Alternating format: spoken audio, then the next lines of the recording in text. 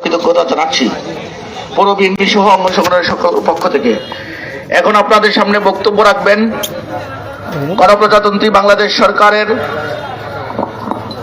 মাননীয় পরিকল্পনা মন্ত্রণালয়ের মাননীয় প্রতিমন্ত্রী জননেতা জুনায়েদ সাকি। পরিকল্পনা মন্ত্রণালয়ের মাননীয় প্রতিমন্ত্রী জননেতা জুনায়েদ সাকি সাহেবকে ওনার গুরুত্বপূর্ণ শুভেচ্ছা বক্তব্য রাখার জন্য অনুরোধ করছি।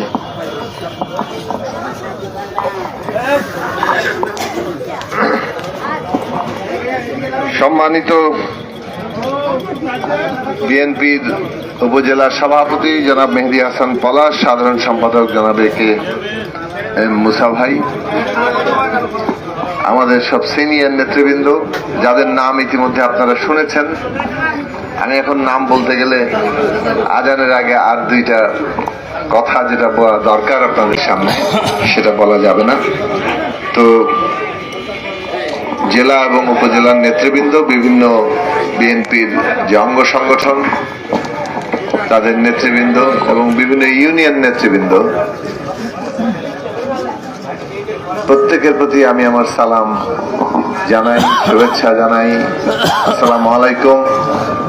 এবং এই ঈদ উল ফিতরের শুভেচ্ছা। আমরা সবাই এই সারা মাস রোজা রেখে সংযম এবং সিয়ামের সাধনা করেছেন, যেটা একটু আগে আমাদের মেজর সাইদ ভাই বললেন, যাতে আমাদের ব্যক্তিগত অর্জন আমাদের সামাজিক রাজনৈতিক জীবনে প্রতিফলিত হয়, সেইটা আমাদের জন্য দরকার। বিশেষভাবে আমাদের মাননীয় প্রধানমন্ত্রীও সেই আহ্বান বারবার জানিয়ে যাচ্ছেন। আমাদের কয়েকটা জিনিস আপনাদের সামনে এই সুবাদে পরিষ্কার করি। একটা গুরুত্বপূর্ণ জায়গা হচ্ছে আমাদের নির্বাচনী ওয়াদা, অঙ্গীকার, সেগুলোকে বাস্তবায়ন করার চেষ্টা করা। ইতিমধ্যে রাষ্ট্রীয় পর্যায়ে সারা দেশময় আমাদের মাননীয় প্রধানমন্ত্রী তার নির্বাচনী অঙ্গীকার পূরণ করার জন্য একের পর এক কর্মকাণ্ড চালিয়ে যাচ্ছেন। এবং সবাই জানেন যে কৃষি ঋণ সুদ সহ মওকুফ হয়ে গেছে 10,000 টাকা পর্যন্ত। ফ্যামিলি কার্ড উদ্বোধন হয়ে গেছে, যেটা আমরা এখানেও বাঞ্ছারামপুরে করেছি। খাল কাটার উদ্বোধন হয়ে গেছে। ইমাম সাহেবদের বেতন ভাতা সম্মানী তাদের দেওয়া হয়ে গেছে, অন্যান্য ধর্মীয় পুরোহিতদের সেটা দেওয়া হয়ে গেছে। এবং আগামী 14 এপ্রিল কৃষক কার্ডও দেওয়া হয়ে যাবে। তো এই সমস্ত সামাজিক সুরক্ষা খাতের যা অঙ্গীকার ছিল, সেগুলোর বাস্তবায়ন এত দ্রুততম সময়ের মধ্যে করতে পারাটা বোঝাই যায় যে সরকার কত আন্তরিকতার সাথে রাত দিন কাজ করছে। কেবল এগুলো নয়, এগুলো তো দৃশ্যমান ভাবে হয়েছে। অন্যান্য যে নির্বাচনী উদ্যোগ, সেই সমস্ত উদ্যোগগুলো কত দ্রুত মানুষের সামনে দৃশ্যমান করা যায়। বিশেষভাবে 180 দিনের মধ্যে, 6 মাসের মধ্যে সরকার তার পুরো পরিকল্পনাকে বাস্তব একটা দৃশ্যমান করা, মানুষের সামনে মানুষ যাতে উপলব্ধি করতে পারে কি করতে চাইছে সেটা স্পষ্ট করা, এইটা সরকারের অগ্রাধিকার।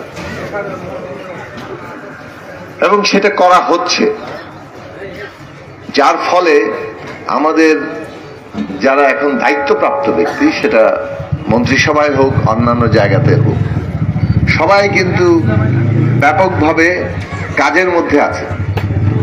সবাইকে জবাবদিহি করতে হচ্ছে এবং কি কি কাজকর্ম সেগুলো গুছিয়ে এনে সরকারের সমগ্র পরিকল্পনাটা হাজির করতে হচ্ছে। এই জন্য শুক্র শনি মধ্যে শনিবারটাও অনেক ক্ষেত্রে ব্যবহার করার চেষ্টা করা হচ্ছে। বন্ধের দিনেও এখানে মন্ত্রিসভার বৈঠক হয়েছে। গত 17 তারিখ আপনার জায়গা তৈরি করার চেষ্টা করছি। আপনারা একটা বিষয়ে নিশ্চিত থাকেন যে বিভিন্ন পর্যায়ের নেতৃবৃন্দ তো আছেন, আপনারা কাঠামো আছে, উপজেলা committee, union committee, word committee.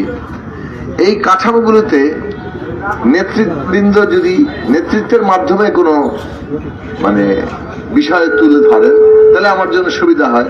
10 জন যদি 10 বার ফোনে একটা বিষয় নিয়ে কথা বলেন, তাহলে কিন্তু আমার সময় যাবে, কিন্তু বিষয়টা কিন্তু একটাই হলো তাহলে পদ্ধতিগতভাবে এইটার সমাধানের জায়গাটা হবে যে নেতৃবৃন্দের মাধ্যমে আপনারা যদি সমস্যাগুলো তুলে ধরেন।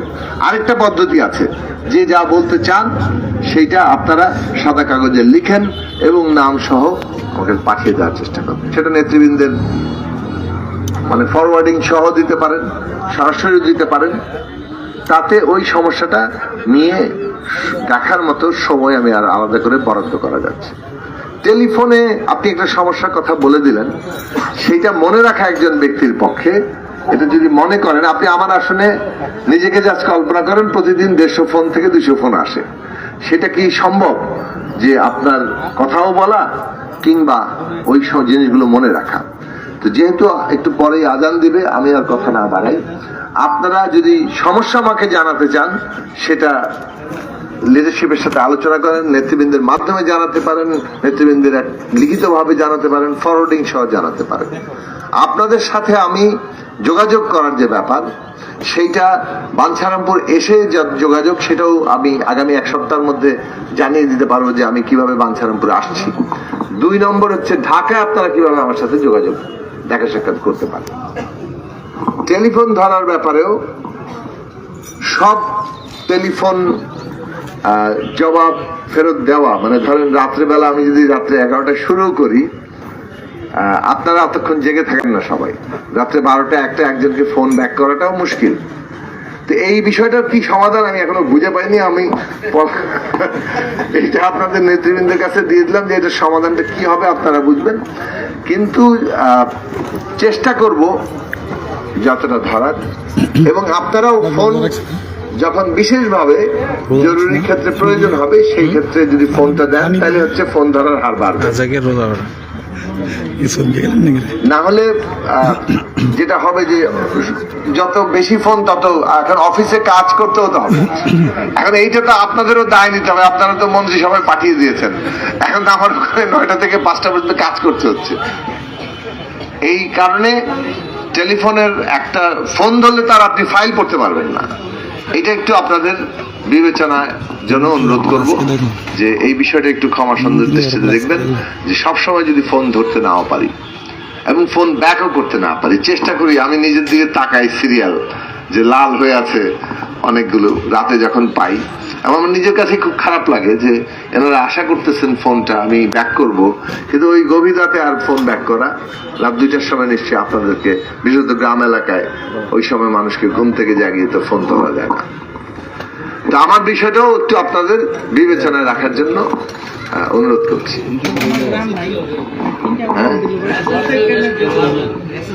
হ্যাঁ দিতে পারেন, মেসেজও দিতে পারেন। মেসেজের জবাব তো মানে লেখাও খুব ইয়ের কাজ না, তবে হ্যাঁ মেসেজের জবাব দেওয়ার এইটা আমি একটা চেষ্টা করবো। যারা যারা হোয়াটসঅ্যাপে মেসেজ দেওয়াটা জানেন তারা মেসেজ দিবেন, আর যারা ফোন মেসেজ দেওয়ার এই জটিলতার মধ্যে নাই তারা আপনারা চেষ্টা করবেন যে ডাইরেক্টলি ফোন করতে, কিন্তু ফোনটা একটু মানে আমি কোনো না কোনো সময় জবাব দেওয়ার ব্যবস্থা করব। এবং কুশলাদি হলে একরকম, আর যদি কোনো জরুরি বিষয় হয় তাহলে সেটা নিশ্চিতভাবে আমার যারা সহকারী আছে তাদের মাধ্যমে আমি সমাধান করার চেষ্টা করব। এখন আপনাদের বলি যে গত 1 মাসে আমি জবাবদিহি করার জন্য নিজেকে সবসময় প্রস্তুত রাখার চেষ্টা করছি। আমাদের সব নেতৃবৃন্দরা এখানে আছে, জবাবদিহির জন্য চেষ্টা করি এই কারণে যে 1 মাসে আমরা আসলে কি কি করলাম। এই 1 মাসে আমরা মেঘনা ব্রিজ থেকে শুরু করে বাঞ্ছারামপুরের যতগুলো বিষয় নিয়ে আমরা কথা বলেছি আমাদের নির্বাচনী প্রচারণায়, সবগুলো নিয়ে সংশ্লিষ্ট মন্ত্রণালয়, দায়িত্বপ্রাপ্ত মন্ত্রী মহোদয়েরা, মানে অন্যান্য ঊর্ধ্বতন কর্মকর্তারা, এবং কিভাবে জিনিসগুলো সমাধানের পথ তৈরি হবে সেই বিষয়ে আমরা কথা বলার চেষ্টা করেছি। একটা রোড ম্যাপ যাকে বলে, এবং সেইগুলো কাজ আমরা খুব দ্রুতই ধীরে ধীরে শুরু করতে পারব। আমরা যেটা আপনাদের কাছ থেকে চেয়েছি যে প্রত্যেকটা ইউনিয়নে এবং প্রতিটা ওয়ার্ডে নেতৃবৃন্দ কিন্তু জানেন যে তার নির্দিষ্ট সমস্যাটা কি, ওইখানে একটা রাস্তা, সেই রাস্তাটার নাম কি, ওইখানে একটা ঘাট দরকার, সেই ঘাটটা কোন নির্দিষ্ট এলাকায়, কিংবা ওই স্কুলটা দরকার সেটা কোন জায়গাটায় দরকার। এই যে সুনির্দিষ্টভাবে একটা বিষয়কে তুলে ধরা, এটা ওই ওয়ার্ড ইউনিয়ন নেতৃবৃন্দ জানেন। আপনারা এটা যদি লিখিতভাবে দ্রুত নেতৃবৃন্দের ফরওয়ার্ডিং সহ দেন, তাহলে যেটা হয় যে আমরা ওই সমস্যাগুলো সমাধানের জন্য দ্রুত উদ্যোগ গ্রহণ করতে পারি। আপনি আমার ফোন করে বললেন ভাই আমার একটা স্কুল লাগবে, এটা কিন্তু পদ্ধতি হলো না, এবং সরকারি কাজে এভাবে হয় না, সেটা আপনারা জানেন। ফলে সেই জায়গাটাতে আপনাদের যত দ্রুত এই ঈদের মধ্যেই, আগামীকাল পরশুদিন থেকে তো ধরেন আবার অফিস শুরু হয়ে যাচ্ছে, আমি ধরে নিলাম 24-25 একটু ঈদের ঢেউ থাকবে, হ্যাঁ 26 পর্যন্ত, তারপরে 27-28-29 তারিখ থেকে একদিকে সংসদ এবং ফুল স্কেলে সমস্ত কার্যক্রম শুরু হবে।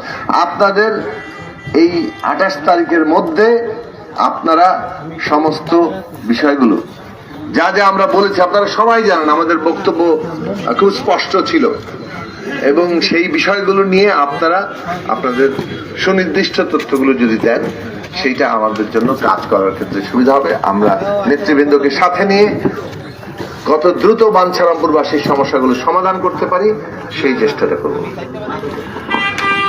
মাদক, নারী নির্যাতন, এই প্রশ্নগুলো এমনকি মন্ত্রিসভায় আলোচিত হয়েছে, অন্য সবাই কথা বলেছেন, মাননীয় প্রধানমন্ত্রী কথা বলেছেন,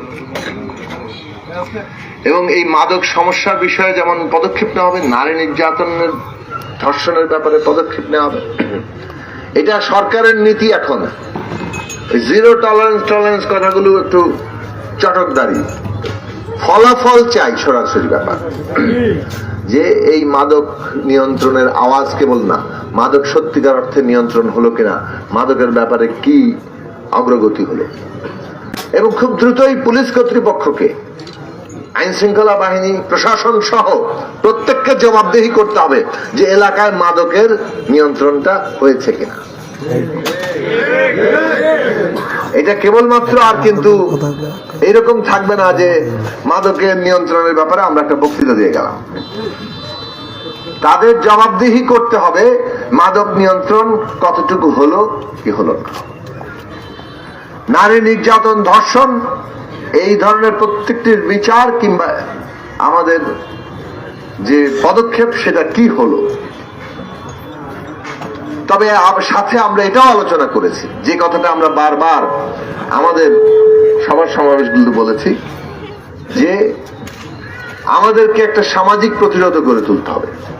মাদক, নারী ধর্ষণের বিরুদ্ধে যদি সামাজিক প্রতিরোধটা না হয়, তাহলে ফাঁক ফোকর দিয়ে নানাভাবে দুইটাই পাশাপাশি চালাতে হবে। আইন শৃঙ্খলা বাহিনী, প্রশাসনের যে ব্যবস্থা, অন্যদিকে রাজনৈতিক নেতৃবৃন্দ, সামাজিক নেতৃবৃন্দ, আমাদের সবাইকে নিয়ে প্রত্যেকটা এলাকায় সামাজিক প্রতিরোধ করে তোলা।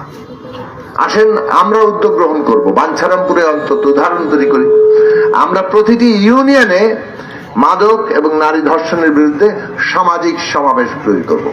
সব দল, সমস্ত এলাকার মুরব্বী, যারা শিক্ষক, যারা নানাভাবে সমাজে যারা প্রভাব বিস্তার করেন, নানাভাবে তারা প্রভাব রাখেন, এই সমস্ত মানুষদের নিয়ে আমরা এক একটা ইউনিয়নে সমাবেশ করব যে মাদক আর নারী ধর্ষণকে আমরা কেউ প্রশ্রয় দেব না। সেই রকম একটা জায়গা যদি আমরা তৈরি করতে পারি, তাহলে পুলিশ যদি সত্যিকার অর্থে মাদকের কারণে কারোর বিরুদ্ধে অ্যাকশন নেয়, সে কোনো প্রশ্রয় পাবে না। এইটা যদি হয় যে থানায় গিয়ে আমার ইয়ে করছে কিংবা প্রশাসন কোথাও ছাড় দিচ্ছে, তখন আমরা সবাই মিলে এটা অপোজ করব। আমরা উদাহরণ সৃষ্টি করি। আসেন সেই জায়গাটা আমরা যদি করতে পারি, এটা একটা শুভ সূচনাও হবে, কিংবা অন্যত্র হয়তো শুরু হচ্ছে। সবাই হয়তো এই যে উদ্যোগ গ্রহণ করবেন এবং বাংলাদেশে অতি দ্রুত আমরা একটা পরিবর্তনের সূচনা করতে পারি। আমরা আপনাদেরকে একটা জিনিস বলি, যে সরকার উন্নতির জায়গাটা শুরু করেছে একেবারে সাধারণ মানুষের জায়গা, জীবন থেকে। মানে সবচেয়ে দরিদ্র, সবচেয়ে পরিশ্রম করছেন যারা, যাদের সবচেয়ে প্রয়োজনটা বেশি, তার কাছে সবার আগে পৌঁছাতে চেয়েছেন। সেইখান থেকে শুরু করে বাংলাদেশের সমগ্র মানুষের জীবনে উন্নতি কিভাবে আনা যায়, এবং এই ক্ষেত্রে আমরা স্বচ্ছতা নিয়ে যত কাজ করতে পারবো রাজনৈতিকভাবে, আজকে এই যুগপৎ জোট এবং বিএনপির নেতৃত্বাধীন সরকার এইটার জন্য এটা ইতিবাচক হবে। মনে রাখবেন, রাজনৈতিক লড়াইটা ভুলে যান না। কিন্তু সরকার গঠন হয়েছে বলে, সংখ্যাগরিষ্ঠতা পেয়েছি বলে আমরা যদি রাজনৈতিক লড়াইটা ভুলে যাই, তাহলে কিন্তু আমরা একেবারেই নিজেদের পায়ে নিজে কুড়াল মার, অথবা নিজেদের বিপদ ডেকে আনা। রাজনৈতিক লড়াইটা হচ্ছে যে এই যে সংখ্যাগরিষ্ঠতা আমরা পেয়েছি, জনগণ ম্যান্ডেট দিয়েছে, রায় দিয়েছে, আস্থা রেখেছে, সেই আস্থাটা, প্রতিদানটা দেওয়া। সেই প্রতিদানটা দেওয়া হবে যখন এই সমস্ত জনগণের যা হক, সেই প্রশ্নে আমরা অত্যন্ত দায়িত্বশীল আমরা আচরণ করি। সবচেয়ে যে মানুষটার প্রয়োজন আগে সেইটার কাছেই যাতে পৌঁছায়, তার কাছেই যাতে পৌঁছায়। একজন মানুষও যাতে অভিযোগ তুলতে না পারে যে আমার প্রয়োজন ছিল, কিন্তু আমার প্রয়োজনের চাইতে যার একটু কম প্রয়োজন তার কাছে আগে জিনিসটা পৌঁছে গেছে। এই দায়িত্ব কিন্তু আপনাদের, রাজনৈতিক নেতৃত্ব হয়েছেন, দায়িত্ব নেবেন। কিন্তু মানুষ আপনাদেরকে দায়িত্বের জায়গায় দেখতে চায়, কারণ আপনারা নেতৃত্ব দিচ্ছেন এক একটা ইউনিয়নের, ওয়ার্ডের এবং সমগ্র উপজেলার, এবং সেই অর্থে সারা দেশের। এবং সেই বিবেচনা